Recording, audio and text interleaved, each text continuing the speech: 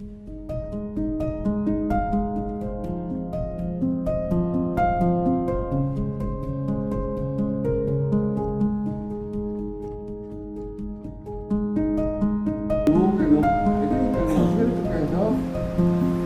해가지고 햇빛이 꽃에만 워낙 강하게 비치다 보니까 뒤에는 이렇게 약간 시커멓게 있어서 안 보여줍니다. 이 장면은 병이를 있죠. 병이 앞으로 연구를 하는데 이렇게 있을 때는 배경이 어둡지 않고 제 마지막 날입니다. 그래서 오늘 마지막 날 일강하실 우리 사협에 지도에 계신 김상구 지도를 모시고 그 야생화 촬영법에 대해서 강의를 듣도록 하겠습니다. 큰 박수 부탁드리겠습니다. 안녕하십니까.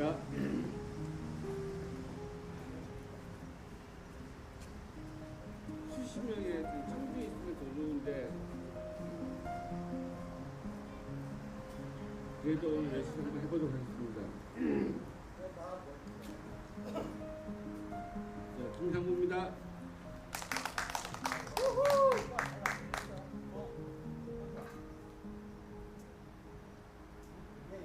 이제부터 저 앉아서 저희 얘기하도록 하겠습니다.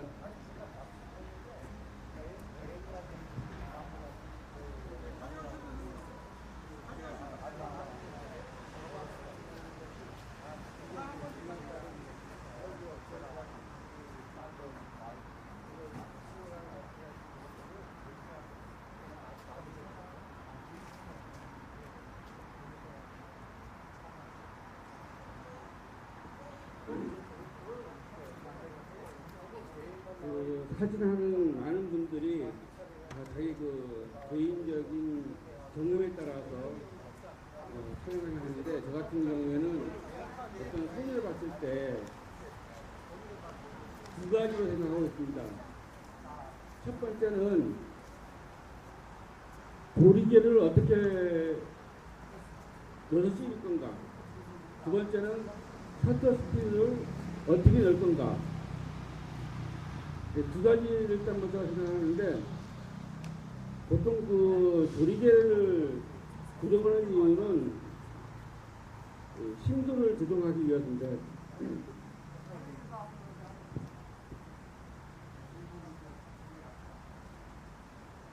우리가 기본적으로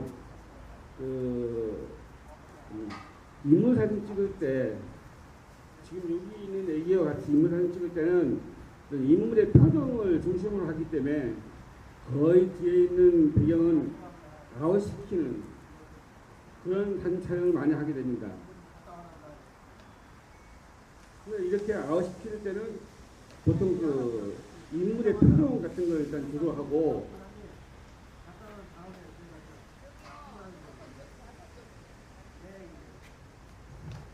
두 번째는 보통 우리가 여행 갔을 때 많이 찍는 사진인데, 보통 배경을 아웃시켜버리면 어디서 찍는지를 모르니까 기본적으로 배경이 나오게끔 조리기를 보통 보여서 심도를 보통 짙게 해서 보통 직접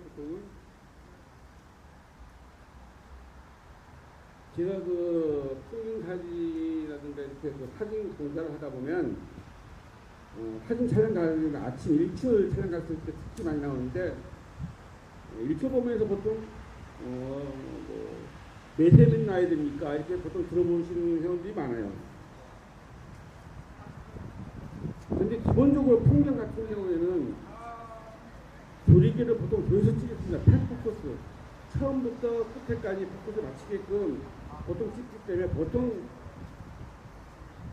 풍경 한 찍을 때는 보통 8, 11, 16 이런 정도의 조리개의 수치를 놓고 찍습니다. 근데 해녀 찍을 때 같은 경우에는 두 가지가 있는데, 이런 식으로 배경이 나오게끔 찍는 경우가 있고, 이런 식으로 표정을 나오게 찍을 때가 있습니다. 이렇게 표정 나올 때는 아까 말씀드렸다시피 조리개를 열어서 찍어야 되는 거고, 배경 나올 때는 조리기를 조여서 찍어야 됩니다. 근데 카메라 한 대 갖고 이렇게 망원 렌즈 찍을 거냐 광각 렌즈 찍을 거냐 결정하기는 사실 쉽지 않습니다. 그래서 이런 연습을 많이 하다 보면 아 이럴 때 광각 렌즈가 필요해, 망원 렌즈가 필요해 이렇게 결정을 하게 됩니다.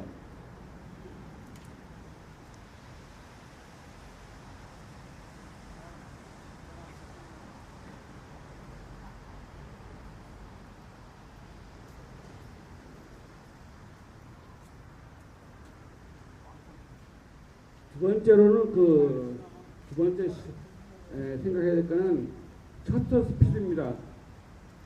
풍경 사진이든 어떤 사진 촬영할 때 일단 움직이는 물체가 있다라고 생각될 때는 일단 셔터 스피드 먼저 생각합니다. 이걸 몇 초 정도 나야 될 건가?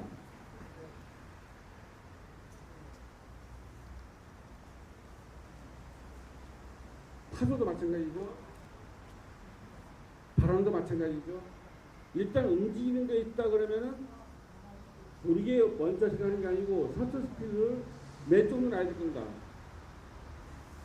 저는 이렇게 표현하고 있습니다.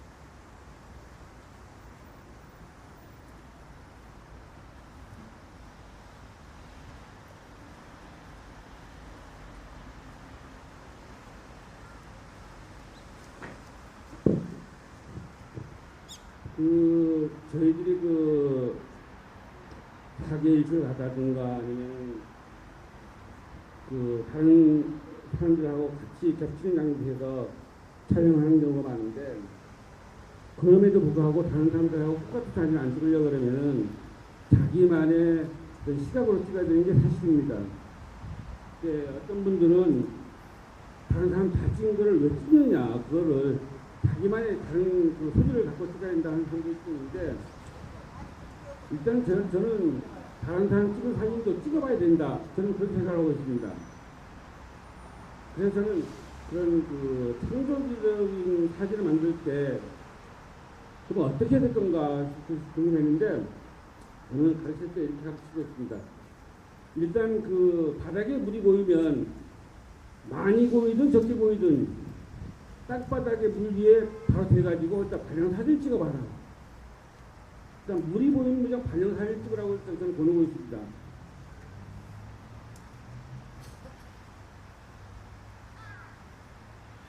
이런 식으로 바닥에 물 얼마 보이든가에 반영이 되거든요. 네. 물만 보이면 일단 반영 사진 한번 찍어봐라. 이것도 반영 사진입니다. 이거는 하가리에 있는 연못에서 12월 달에 다 지고 난 다음에 반영된 거를 표현한 겁니다. 저는 개인적으로 이 사진 좀 마음에 들긴 하는데 일단 이런 걸 찍기 위해서는 이걸 보지 못하면 찍지는 못합니다. 여러 명이 같이 가서 이런 사진 찍는다 그래도 이런 류의 사진을 보지 못하면 찍지 못하기 때문에 많이 훈련을 하긴 해야 되겠죠. 이건 다 알다시피 사진 찍는 사진인데 여기 가서 반영 안 찍는 사람 없어. 그러니까 당연히 일단 물이 보이면은 일단 한번 좀 반영 사진에 일단 시도해 보는 것이 좋습니다.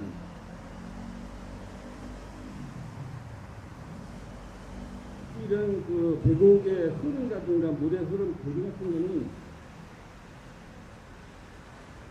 나 말고도 모든 사람이 다 어떤 셔터 스피드를 이용해가지고 이런 분위기 거의 다 찍습니다. 이건 기본적인 사진 촬영 포장인데 이렇게 흐름이 있을 때는 셔터 스피드를 먼저 생각하고 찍어보는 연습이 중요합니다. 이거는 부산 자군의 토봉에서 태풍 지보 내린 날 촬영한 건데 셔터 스피드를 보면은 몇 분을 치냐면은 10분을 치면 되겠네요. 0.13초니까 10분을 치면 되겠네요. 이 파도, 이 움직이는 게 약간 다릅니다. 그래서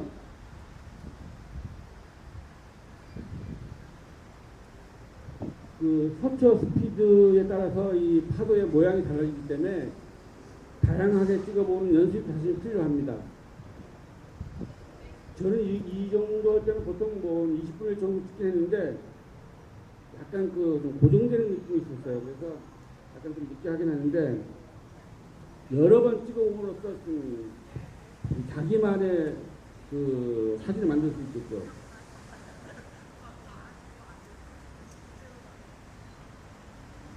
지금 저는 이 파도 흐름 때문에 몇 분을 치냐면 안 나왔네.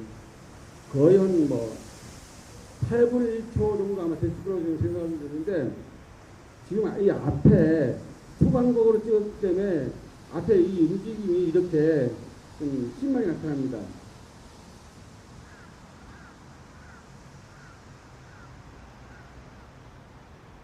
요건 겨울에 동백꽃에 동백나무에 눈 좀 묻었을 때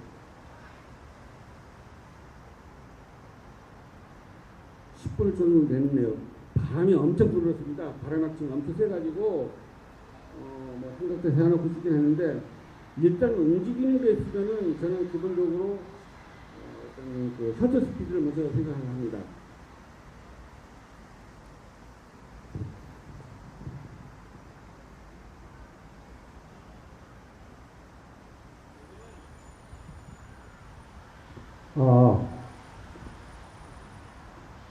이거는 2006년도 찍은 사진이니까 꽤 오래됐죠. 용문이고 용문이는 동쪽입니다. 이거는 바람이 엄청 부는 우리 동아리 촬영 할 때 같이 한번 찍은 건데 이건 아침에 찍은 겁니다. 바람이 워낙 세가지고 기본적으로 일찍 찍을 때는 피에 낀 상태에서 8분의 1초에서 15분의 1초 정도 사이에서 찍으면은 이 움직임이 이거 괜찮다고 저는 생각하고 있는데 이날 아침에 찍으면서 구름도 없고 이 용문여름이 너무 순간이라서 재미가 없었어요. 그래서 아침 동아리 회원들하고 같이 찍으러 난 다음에 오후에 저 혼자만 다시 여기 갔습니다. 여기 가서 찍은 게 요겁니다. 오름에 능선에 좀 탈락이 됐는데 역시 구름이 없어가지고 약간 좀 실망이 됐습니다. 근데 오후까지도 바람이 워낙 부으니까 이 움직임이 좋았는데 일제꽃 이런 바람 찍을 때 제일 주의해야 될 게 뭐냐면은 좌우로 부는 바람이 아니고 자기 앞으로 부는 바람이어야 이 효과가 제대로 나타납니다. 일제 찍을 때는 혹시라도 내년 봄에 일제꽃 촬영하게 되면은 자기 앞으로는 들어오는 바람을 찍어야 됩니다.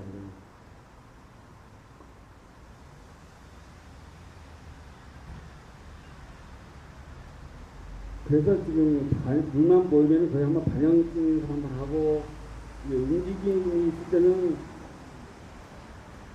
움직이는 그 정면 연출을 하고 그래서 좀 아무래도 이런 그 스피드를 좀 이용해가지고 찍는 게 일반적으로 다른 사람들하고 찍는 거하고 약간 다르게 찍을 수 있는 게 아닌가 저는 그렇게 생각하고 있습니다. 물론 저 말고도 요즘은 장난수를 워낙 많이 찍으니까 다 찍을 때가 안다고 생각합니다만 그리고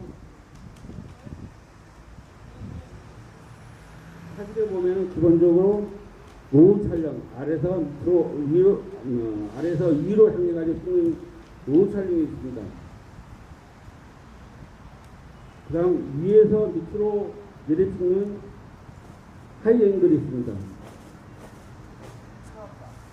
그리고 이거는 제일 많이 사용하는 아이레벨 촬영입니다. 아이레벨 촬영은 내 눈높이에 맞춰 찍는 게 아니고 소재의 눈높이에 맞춰서 찍는 게 아이레벨 촬영입니다. 이런 야생같이 꽃이 작은 같은 경우에 서같이 찍어버리면 다 위에서만 찍게 되잖아요. 그래서 이거는 요 꽃의 높이에 맞춰서 찍는 게 아이레벨 촬영이고 제일 많이 시도하는 그런 촬영입니다.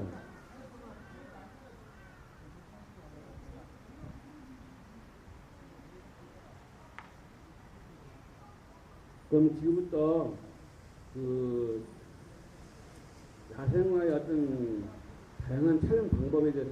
방지하도록 하겠습니다. 이거는 햇빛과 그 조명을 이용한 촬영 방법인데, 햇빛이 이 꽃에만 워낙 그 강하게 비치다 보니까 뒤에는 이렇게 좀 약간 시커멓게 나오고 군데군데 이렇게 복대로 녹색이 나오긴 하는데, 보통 이런 사진을 좋아하시는 분들도 있고 너무 좀 단순하다 이렇게 그 생각하시는 분들도 있습니다. 다시 보면은 이런 사진이 있습니다. 이런 사진 같은 경우에도 저는 요 꽃 뒤에 있는 요 그냥 너무 밝으니까 그럼 어떻게 할 건가 해서 이렇게 해가지고 꽃을 강조하기 위해서 제가 이 그림자를 이렇게 만들었습니다.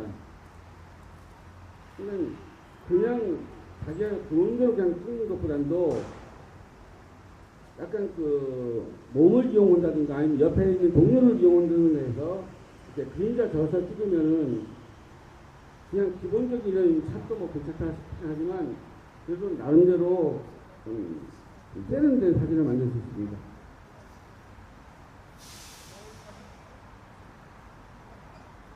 지금 이 장면하고 이 장면이 있는데, 이 장면은 수록인데 구름이 있어서 구름 때문에 햇빛이 안 들어올 때입니다.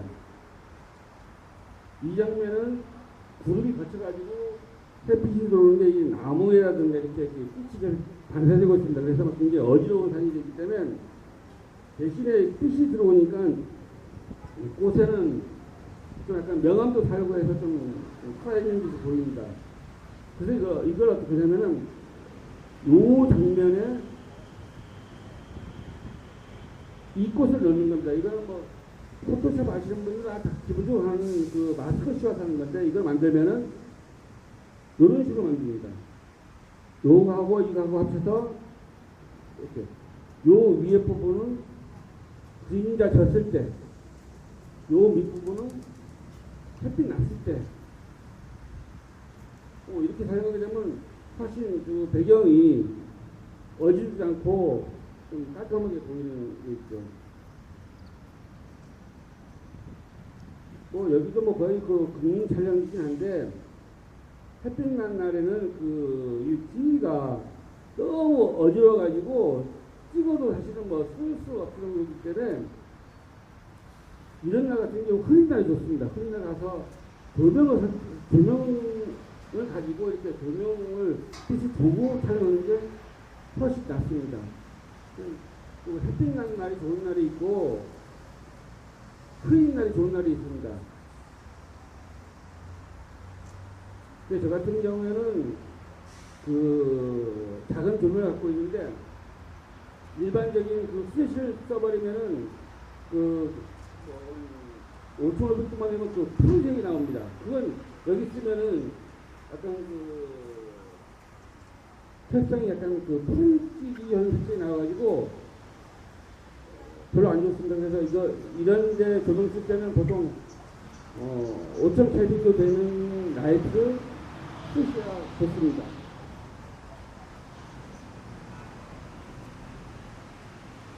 이 같은 경우는 요 밑에는 햇빛이 들어오는데 이게 워낙 작은 꽃이라서 여기는 햇빛이 안 듭니다. 그래서 여기만 특별히 그 라이트로 해가지고 아니면 반사판을 써가지고 요 하얗찬만 요 안쪽 부분만 이렇게 그 조명을 주고 찍으면은 우리가 그냥 일반적으로 그냥 보이는 대로 그냥 그렇게 찍어버리면은 찍는 재미있지만 우리는 사진가로서 이걸 찍음으로 다음에 어떤 발표한다든지 생각이 또 하게 되고, 발표하게 되면은 나름 그래도 조금 사진적으로 다른 사람한테 이거 보기에도 좀 대처 사진 좀 찍어야 되는 게 아닌가 그런 생각을 많이 합니다.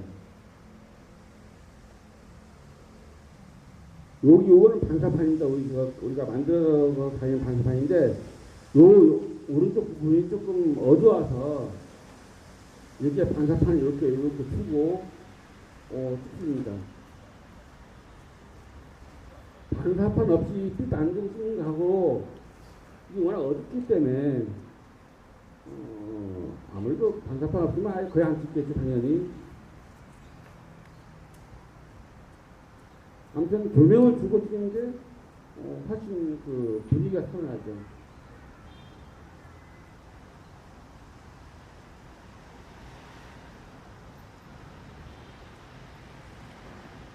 이거는 그 배경을 어떻게 처리할 거냐에 대해서인데, 이거는 각자의 어떤 성향에 따라서 다 다릅니다. 이렇게 꽃을 위주로 배경을 이렇게 포커스화시켜서 찍는 분들이 있고, 이렇게 찍어서 주위에 그 어떤 형상이라든가 좀 이 꽃과 어울리는 그런 배경을 놓고 찍으시는 분들이 있어요. 이렇게 찍는 게 좋은가? 이렇게 찍는 게 좋은가 하는 거는 그건 개인적인 성향이기 때문에 딱 뭐라고 할 수는 없는데, 이렇게 찍을 때는 거의 보통 100mm 찍죠. 100mm 마크로 정도로 찍는데, 이렇게 찍을 때는 100mm 되긴 하고 그거를 찍는데 한참 뒤에 가서 찍어야 이 오름이 나올 거니까, 저 같은 경우에는 163으로 주로 많이 씁니다. 163하고 그거렌즈로 많이 씁니다.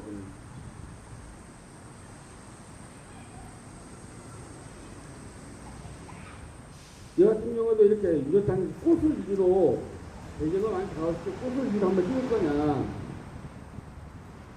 아니면 이렇게 그 모티같이 이런 걸 놓고 찍을 거냐. 100mm만 갖고 다니면은 이런 게 만만치 않죠.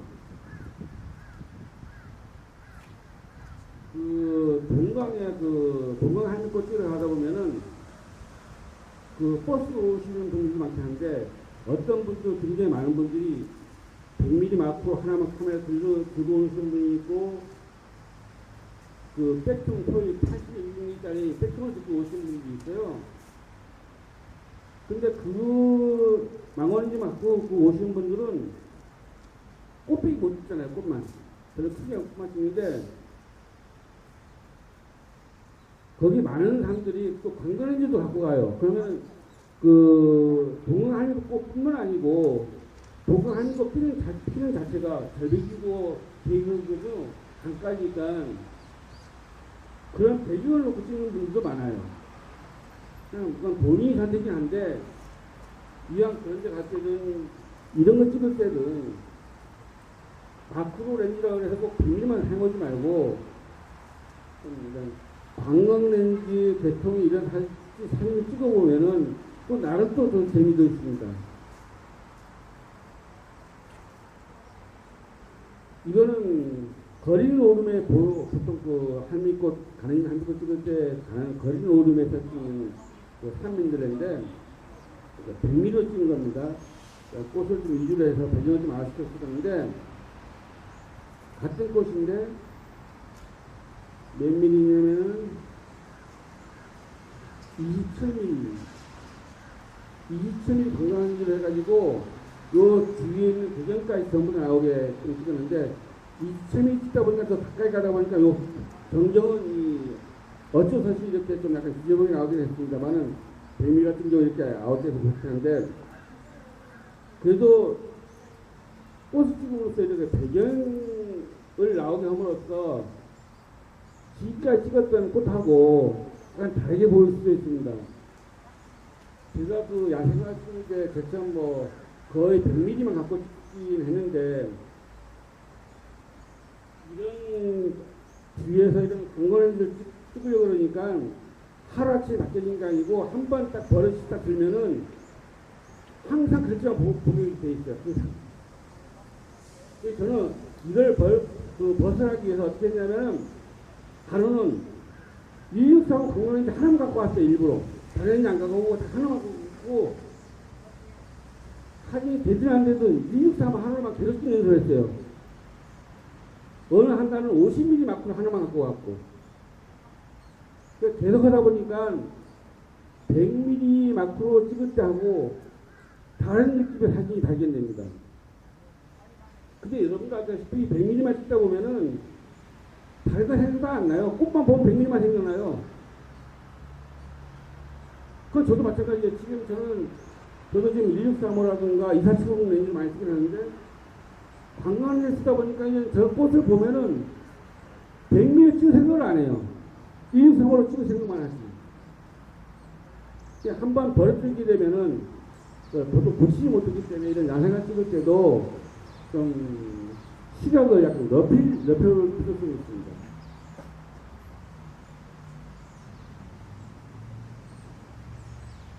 이거는 그 수도를 쓰는 거라서 위에 이렇게 찍어봤자 이 스펙이 없습니다. 이거는 산도 가는 길가 옆에 있었는데 몇 년을 여기서 우리 형들과 같이 찍었어요. 근데 어느 날 가보니까 함으로 파내는지 구덩이 생겨 있습니다. 이게 완전히. 그래서 이게 이제 이 사진이 없어요. 거기는 이제는. 근데 다행히도 단에서 찍었는데 이런 소나무 숲인데 이런 배경이 있어서 그 메밀을 찍은 아이도 있었구나. 이거 과연 이것도 거의 50mm만 아마 막도로 찍었을 것 같아요. 약간 뒤에서 찍었는데 이 꽃하고 배경이 상당히 잘 어울리는 느낌, 어떤 숲속의 분위기 나고 이런 풀도 있고 해서 또 괜찮지 않은가 이런 생각을 하고 있습니다.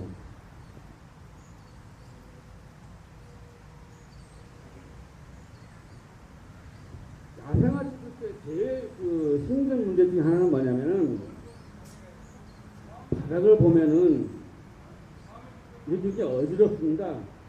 그래서 저희들이 그 사진 찍을 때 일반적으로 사진 찍을 때 휴대폰으로 찍는 사람이든 뭐든 간에 바닥에 나서 찍지 않고 보통 이렇게 찍죠. 이렇게 45도 각도로 보통 그렇게 찍게 되면은 거의 뭐 이런 게 나올 수밖에 없죠. 그러니까 좀 굉장히 어지럽죠. 그 예전에 그 선도 가는 데서 보면 그 특별한 그 까투리 같은 것도 많이 있는데 그 꽃이 있을 때 사람들이 그것 때문에 사진을 못 찍어요. 그러다 보면 그걸 다 치워요. 치워서 찍다 보면 땅이 보여요. 또 어떤 분들은 그 굉장히 싫어합니다. 왜 다 찍냐고 그냥 찍으면 되지. 근데 우리 사진하는 사람들은 그걸 안 치면은 너무 어지러워 사진을 또 찍지를 못해 또. 그럼 어떻게 하면 찍으면은 좀 쉽지도 않고 이쁘게 찍을 수 있는가. 아마 사진, 야생화 찍는 사람들, 사진하는 사람들이 제일 고민이긴 한데,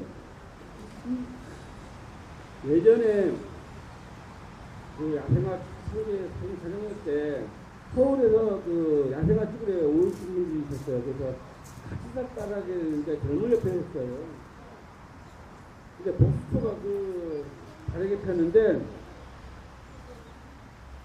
요 얘기는 자꾸 얘기합니다. 제가 옆에 있는 돌멩이 위에 있는 이끼를 다 따라가지고 복수 때 다 깔아가지고 복수 찍어요. 그분이 그렇게 깔는 첫 번째 이유는 이렇게 배경이 지저분하게 나오니까 정경이 꽃 옆에 있는 게 너무 지저분하게 나오니까 좀 깔끔하게 찍느라고 그걸 다 깔아서 찍는단 말입니다. 만약에 우리 사진하는 사람이 자기 혼자만 있다 그러면 뭐라든 뭐 상관이 있습니까? 그래서 지금 그게 아니고 지나가는 사람도 보고 만약 듣고 다른 사람 찍었다 그러면 그거 없는 상태에서 찍었단 말이에요.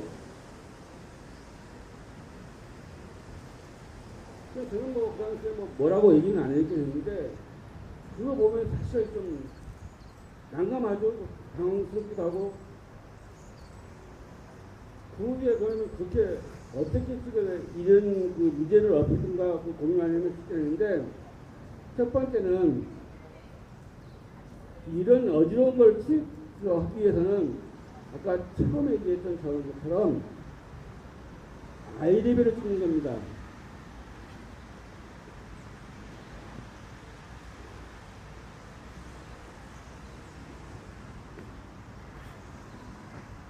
아이레벨을 찍긴 하는데 이 경계에 보시는 것처럼 이런 같은 풀입니다. 같은 이런 그 소나무 잎사귀 같은 그리고 해서 고리개를 이런 건 열어버리면 한 2.8 정도 열게 되면은 거의 다 아웃되거든요. 이렇게 풀 같은 거 해서 감추는 겁니다. 이렇게.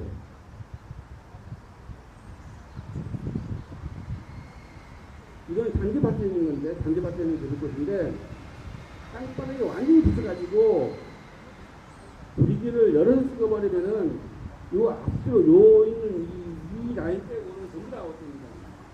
너무, 다른 사람 보기에는 좀 깔끔하게 나오겠지, 당연히.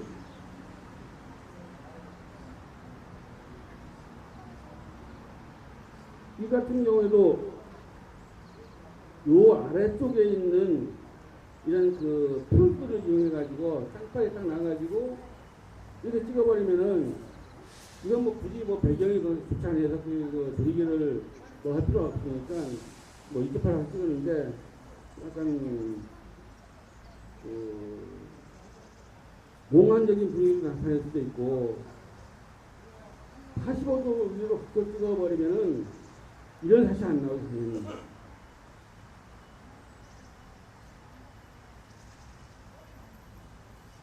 이 같은 경우 뭐 워낙 작품 좋아서 가져온 게 아니고 그 변봉이 들어가는 사진인데 요 앞에 있는 거는 그게 나타나거든요. 요 앞에 있는 거는 저 그림자입니다. 이거를 일직선으로 이렇게 해버리면 재미가 없잖아요. 그래서 그 어깨하고 모가 사이에 이렇게 그림자를 여기 들어가게 해가지고 이렇게 곡선을 만들면서 이 그림자를 만드는 겁니다. 그러면은 아무래도 어두우니까 시선이 좀 덜 끊기거든요.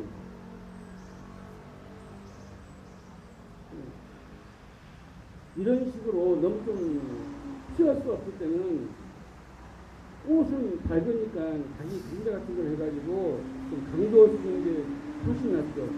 이건 생각이 나름이라서 여러분들이 나중에 만약에 이 야생을 찍게 되면은 오늘 얘기한 거 다 잊어버렸다는 시절에도 혹자도 그래 이거 자기 몸으로 해서 그림자 말았어 이것만 생각 한번 해가지고 찍었으면 성공한 거죠.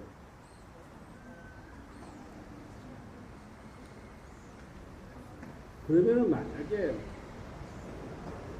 제일 좋은 방법은 뭐냐면은 그런 거 없는 거, 지저분한 거 없는 거, 복잡한 거 없는 거를 찍는 겁니다, 사실은. 그걸 찾는 게 제일 중요한 거죠. 이런 식으로 밑에 깨끗한 거, 이런 걸 찾아서 찍으면 됩니다.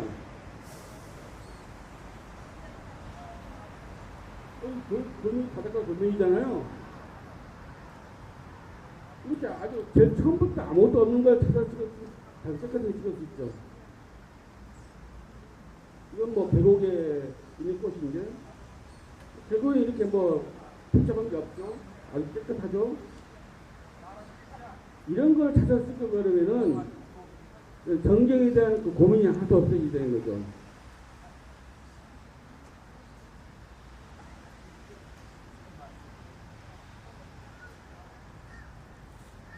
이거 같은 경우에는 그 3위하고 5름 내창에서 찍은 겁니다만 여기가 그 국가지 빛꽃이 많이 있죠.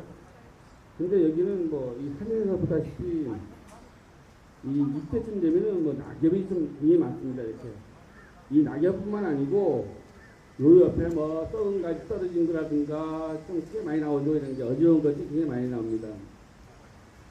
저는 이런 걸 찍을 때 당연히 정력하고 찍습니다. 큰 가지라든가 좀 시선에 걸린 것들은 당연히 찍습니다. 저는 그냥 찍지 않습니다. 어떤 분들은 그 외부 치고 찍는다 그냥 자연스럽게 그냥 있는 척 찍으면 되지라고 해서 뭐 폴린 묻은 것들 그냥 꽃에 있어도 그냥 찍는 사람이 있는데 그분들은 사진하는 사람이 아니고 그냥 뭐 야생화 좋아하는 돌아다니는 사람이기 때문에 제가 할 말이 없죠. 머리 할 말도 아니고 저희들은 이제 사진가기 때문에 그냥 찍으면 재미없지 않습니까? 그래서 큰 것들은 어느 정도 정리해버리면은 그냥 이런 낙엽이 있어도 좀 괜찮다고 생각합니다. 보통 그 제가 사진 찍을 때 이런 낙엽이 많이 있어도 괜찮은 이유 첫 번째는 뭐냐면은 질감이라든가 색상이라든가 모양이 같기 때문에 하나의 그룹핑이 됩니다. 그룹핑이 되게 되면은 복잡하게 안 느껴요. 이 사진에서 그래픽을 잘 하시는 분들이 사진 잘 찍으시는 분들이에요. 보통.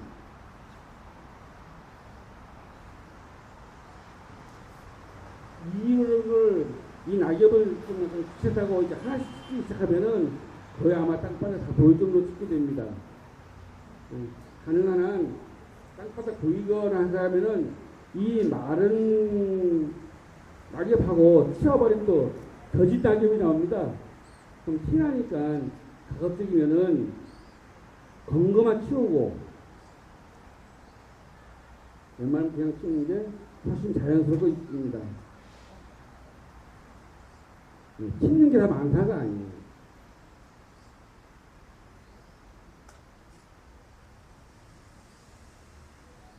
그러면 꽃들이 이렇게 많이 있을 때는 어떻게 찍느냐 하면 저는 보통 이 하나를 붓가를 맞추고 뒤에서 이렇게 아웃시키는 편을 겁니다. 왜냐면은 하나만 있어도 굉장히 뒤에 그 같은 색상에 있어서 꽃이 있기 때문에 굉장히 많게 보이는 역할을 하게 됩니다.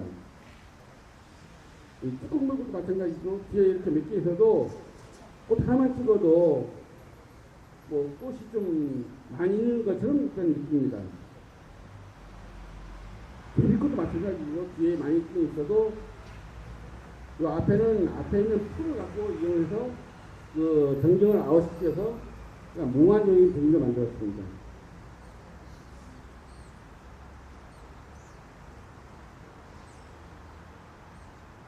뭐 이거는 여러분들 알고 있는 그 북도라지도 오리를 쓰고 있는데 이런 식으로 앞에 두 개 붙여서 맞추고 뒤에 아웃시킴으로써 굳이 전부 다 안 포커스가 맞지 않더라도 충분히 어떤 복수가 있는 그런 풍경을 표현할 수 있습니다. 이 같은 경우는 뭐 꼭 작품이라고 해서 내는 건 아니고 기본적으로 이렇게 많이 있을 때는 여기서는 좀 이런 나뭇가지라든가 이렇게 막 좀 복잡한 게 있는데 만약 진짜 이거 축복하게 되면은 이런 나뭇가지 다 써야 되겠죠. 포트 잡혀 다 써야 되는데 이런 식으로 감각으로 전체적으로 이렇게 표현을 못했겠다. 보여주기 위해서 갖고 왔습니다.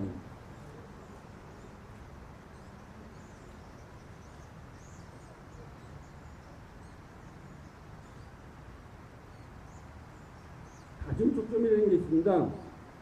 요즘 나오는 카메라는 미러식 카메라 중에 뭐 니콘이나 캐논 같은 경우에는 가중 초점이 자동적으로 찍혀요. 한번 딱 이렇게 누르면은 선택한 장수만큼 찍혀요. 근데 소니에서는 아직 없어요. 제가 쓰는 카메라에서는 없는데 없으니까 좀 불편하긴 하죠. 한번 봐보시면 이 꽃 색을 한번 봐보세요.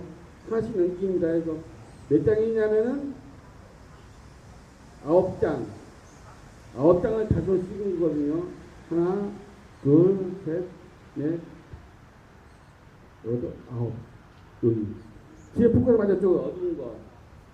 이건 자동적으로 찍는 겁니다. 그렇지 않으면은 만약에 우리 수동으로 찍으려고 그러면은 그냥 다 조정해 찍어야 되니까 사실 만만치 않게 됩니다. 근데 이렇게 해서 9장 해가지고 뒤에까지 포커스 맞추게 찍었는데 이걸 합치니까 이렇게 포커스 다 맞은 앞뒤로 전부 다 맞은 사진이 됩니다.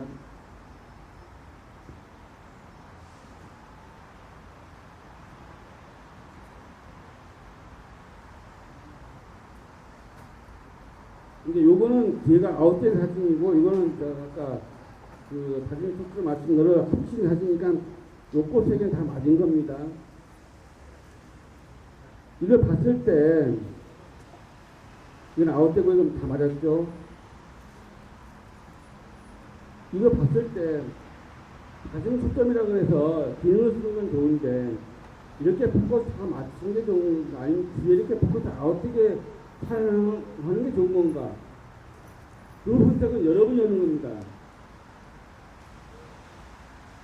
이거 좀 세계가 맞추고 싶어 하면 이렇게 그 다중 수점을 찍어도 되고 여기서 만약에 세계가 맞추고 싶은데 다중 수점을 안 찍어가지고 조리개를 뭐 5.6이나 한 8 정도 왔다 그러면은 또 뒤가 너무 잘 나와서 굉장히 보기 어려우니까 효과적이지 않죠.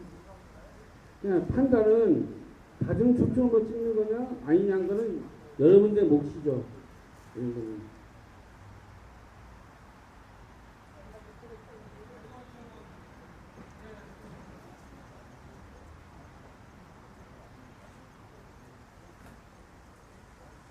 혹시 여기까지 해서 혹시 궁금한 거 있는 거 있으면 한번 들어보십시오. 혹시 뭐 궁금한 거 없습니까? 그러면은 야생화 찍을 때 매번 같은 거만 찍고 이렇게 하면은 좀 2, 3년 찍다 보면 매번 같은 거만 찍어요. 사실은 매번 같은 양상을 가고 좀 따분하잖아요. 그래서 약간 변화 있는 사진 찍으려고 그러면은 겨울에가 딱 좋습니다. 겨울에가.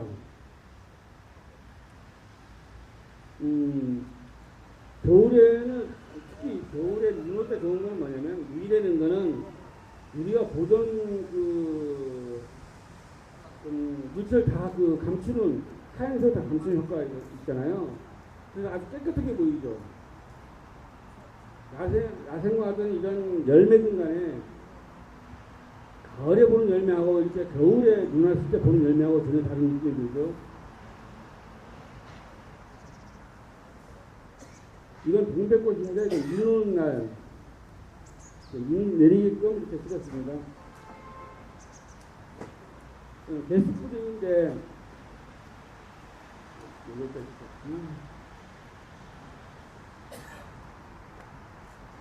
이러시나 게스트들이 많지 않거든요. 그래도 이렇게 보다 보면은 제시 쪽에는 없어요. 이 서귀포 부산이 상남 지역에는 겨울에 이렇게 보면 제주시하고 거의 온도가 4, 5도 차이 나는 것 같아요. 그래서 한겨울에도 서귀포 쪽에는 꽃이 펴요. 물론 가끔 이런 거는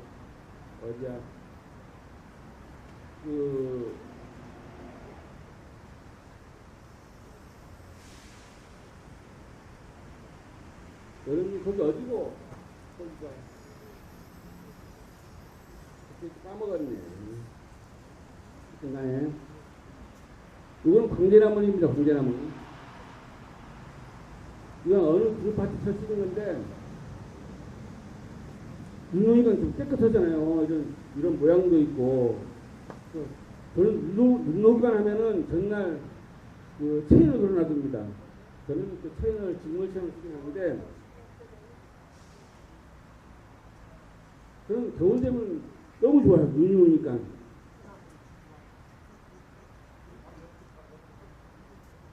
이거는 회복수초입니다. 이거는 젊은 민노름 옆에서 찍은 겁니다. 이거는 토사 쪽에서 찍은 겁니다. 이 작은 나무 숲있었는데 바람에 이렇게 눈발이 이렇게 나니까 가득 차지 않아도 이 정도만 눈발이 날려도 충분히 겨울에만큼 눈 내리는 표현이 됩니다.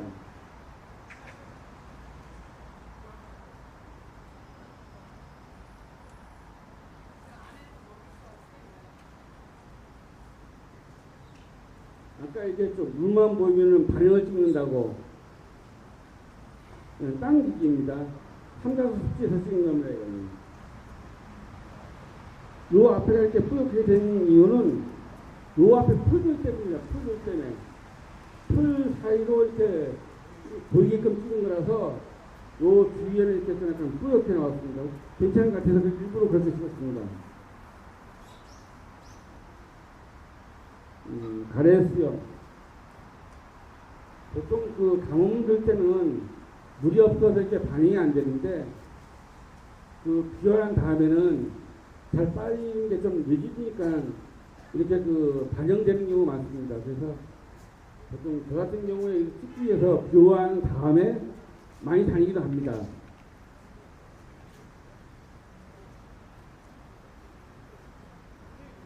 이런 같은 경우에는 굳이 막 배경 안 놔도 배경 놓을 수가 없어.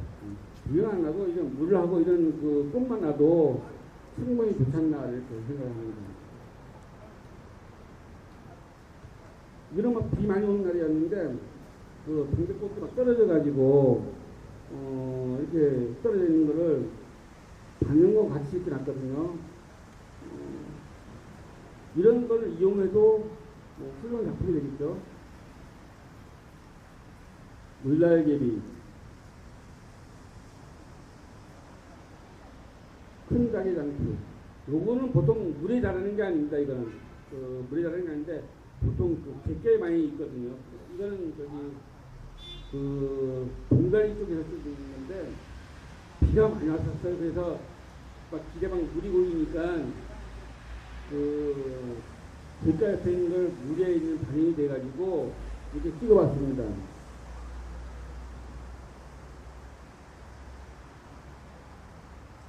이거는 뭐 어려운 당연히 물을 위해서 하는 거라서 그냥 당연히 반영이 됩니다. 이거.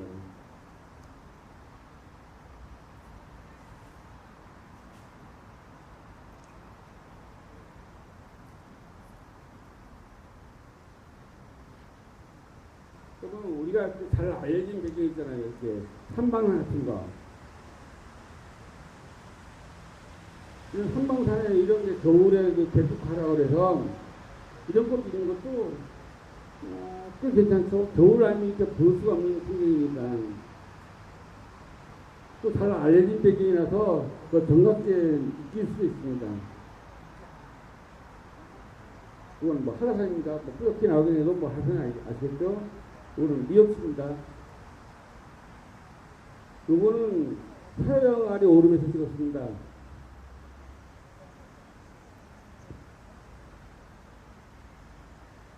이거는 일출봉 풀 앞에, 풀밭 앞에 벌간이 있었어요.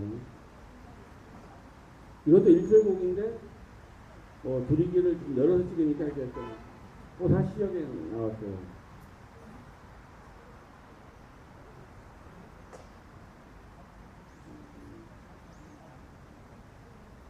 이거는 저기 삼방산입니다. 이거는 아마 좀 있으면 하얀꽃 사진 많이 피겠죠. 지금 하나씩 피고 있으니까 보름 정도만 지나면 여기도 많이 이 하얀꽃 사진가 많이 필 거라고 보입니다. 원물로 해서 찍었습니다. 이거는 2000년도에 찍은 거라 지금 이런 게 없겠죠, 당연히. 2005년도에는 이렇게 지금같이 사람들 많이 안 다닐 때는 거기도 꽃이 많았었어요. 그래서 풍경 놓고 이렇게 좀 넓은 포옹같이 찍을 수 있는데 지금은 좀 너무 아쉽죠. 많이 너무 파괴돼가지고.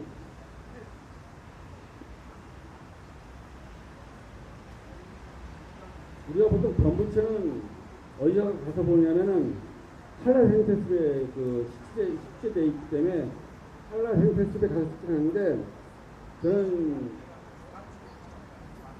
오름에서 이렇게 찍는 것도 좀 괜찮다 이렇게 보는데 괜찮아요 진짜 풍경이.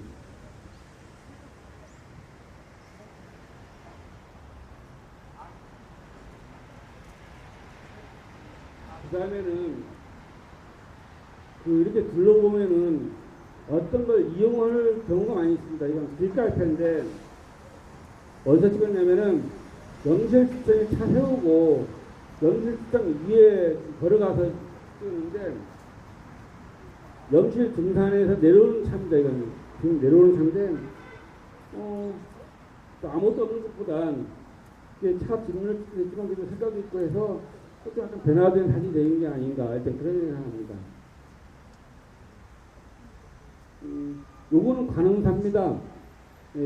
절간에 어떤 그 집을 놓고 찍었는데 그래도 아무것도 없는 것보다 이런 구조물을 이용하는 것이 좀 효과적이 아닌가.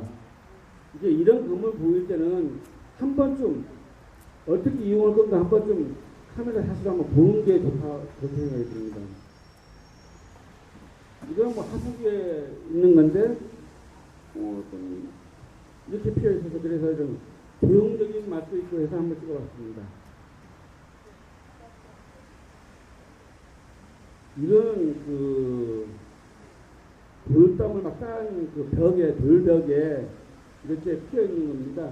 그래서 이런 샷도 이런 돌멩이를 이용함으로써 좀 괜찮을까, 좀 단순하게 되거든요. 괜찮을까 생각합니다.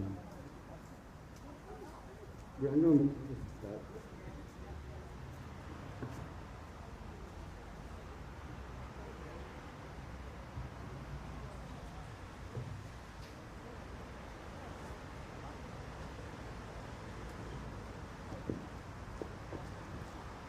이건 투자도에서 찍은 안구조차입니다. 지금은 이런 꽃들이 그 투자도에도 많이 없습니다. 찍어 쓰는 게. 근데 이렇게 그 큰 돌멩이 사이에 이렇게 꽃이 있음으로 인해 가지고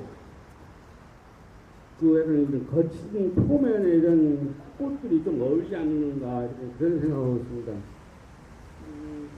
이건 한민들레인데 이 돌멩이, 이 돌틈에 이렇게 약간 있는 데서 이렇게 자랍니다.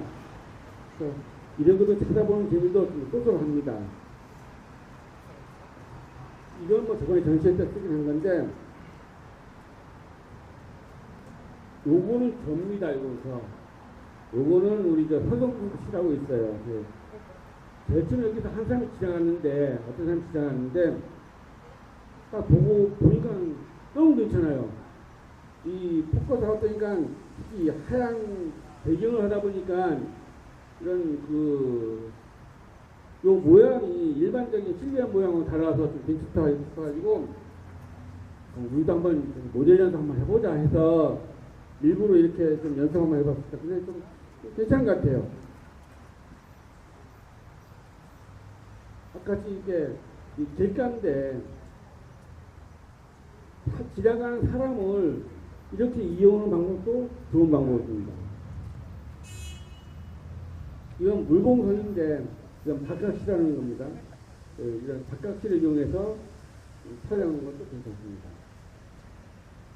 이건 꽃중예라고 하는데 괜찮죠, 이 정도도. 이런 식으로 좀 옆에 있는 어떤 그 구조물이라든가 이런 사람 같은 걸 이용하면은 또 다른 샷을 또 만들 수 있습니다. 마지막으로 하이키와 로우키에 얘기하는데 뭐 배경이 시커면 거의 다 뭐 거의 그 흙이 많은 사진이라서 로우키 사진이죠. 다행히도 이건 나무에 붙은 흙색이 아닌데 다행히도 여기만 햇빛이 들어와서 그냥 찍을 수가 있었어요.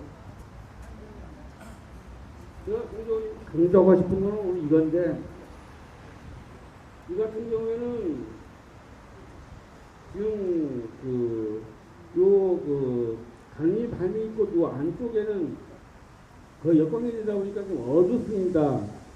좀 어두운 거를 노출을 제일 처음부터 요 다리에 맞춘 게 아니고 요 꽃에 맞췄습니다. 이 꽃에 노출을. 그러면 당연히 여기 노출이 오버되겠죠. 하이키 사진입니다. 그리고 요 앞에 있는 굉장히 풀 같은 어지러운 배경도 좀 정리되는 맛도 있죠. 이런 배경도 약간 날름으로써 오히려 좀 몽환적인 분위기 되지 않는가 그런 생각이 없어요. 그래서 이런 한미꽃뿐만 아니고 이렇게 역광으로 된 꽃을 찍을 때 같은 경우에 한미꽃에 조명을 준다든가 해서 이 주위에 노출을 맞출 수 있긴 있는데 한 번쯤은 이런 식으로 역광된 쪽에 노출을 맞춰가지고 다른 데 이렇게 날르게 함으로써 특별한 사진도 만들 수 있는 게 아닌가 일단 그런 생각을 하고 있습니다. 제가 이걸 작년에 이걸 강의하긴 했는데 작년 그대로 강의를 준비를 안 해가지고 좀 그래도 올해는 내년에는 못 쓸 것 같고 해서 올해는 좀 더 준비하려고 3일 동안 열심히 준비했습니다. 그래서 세미나 하는데도 못 가고 열심히 준비했는데 여기 참석하신 분들이 대충 김상구는 이렇게 야생을 찍고 있구나. 이 정도만 이해해 주시면 일단 고맙겠습니다. 오늘 참석해 주셔서 고맙습니다. 감사합니다.